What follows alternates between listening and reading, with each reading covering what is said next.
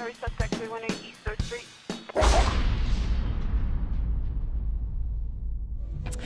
Hi, it's Systematic for Live2uTV, and we're at the Gumball Festival, which is down in the Hunter Valley, not too far from Singleton. And we're lucky enough to have on the couch with us this afternoon, Dirty York. All right, this is... I'm Luca, I play the drums. I'm Sean, I sing. I'm Benny James, I'm the guitar man. And I'm Emil, I'm the Hammond player. And then we got Luke Tees. We have Luke Tees, and we have Todd Bennett on bass guitar, and I don't know where they are, so... I think they did the run as soon as they saw this happen. We just played a gig here. We're on at 11:30 a.m. and we've never played at that hour before. And we're all a little bit behind the 8 ball because we did the haul from Melbourne. And the Gumball Festival's great. I had no idea what to expect, but it's bloody fantastic. And all these kids have camped here all night, so they've been here already. Yeah, Such a good crowd here at 11:30, sunshine. Yeah, it was great. Great.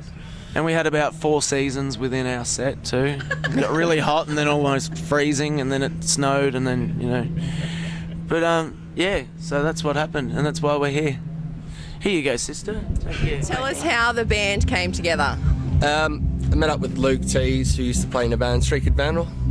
They played a lot around Melbourne. They came down originally from Brisbane. This is about, 4 years ago now. I met Luke at an iconic music venue in Melbourne called Cherry. Yep.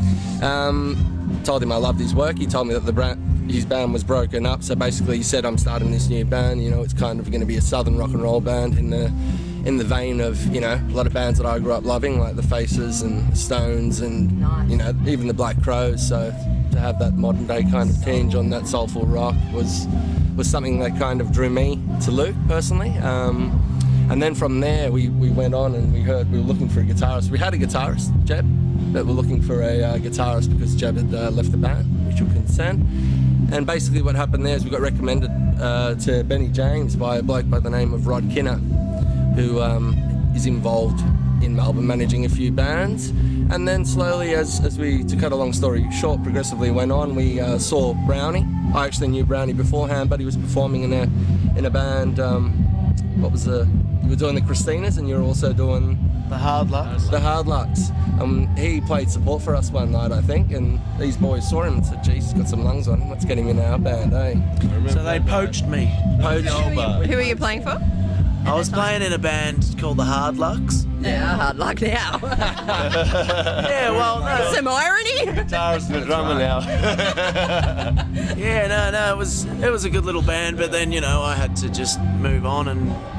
So you couldn't do a sort of Birds of Tokyo and Carnival kind of thing and do both bands? Well, I tried a bit of that for a while, and then, you know, it just became too difficult. You just fell in love with.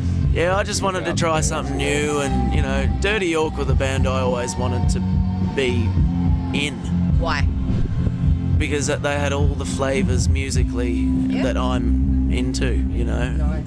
So it was an offer that I couldn't where refuse. if you really get to that, you know, celebrity sort of status where it would become too much, or do you think that you should always honour your fans? You should always honour your fans. They're the people that are putting money in your pocket at the end of the day, so you have to have time. Respect for them. They got time for you. Damn it. And I think if you're in a position where you could end up with, you know, incredible celebrity status, unless you've got something to really fucking invest, you're better off not having that status, you know. And there are people that have something to say and you know, on the side of whatever it is that they're famous for. But, you know, look at the current state of affairs where the A-listers are just famous for being fucking famous. You know, I don't know what Paris Hilton does to fucking contribute. So we were just saying about Bieber, a couple of, you know, YouTube songs and bang, overnight fame. Usher did that.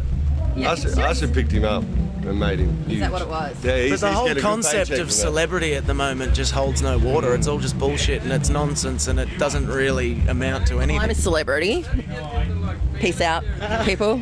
Systematic. Yeah. Anything you want to plug?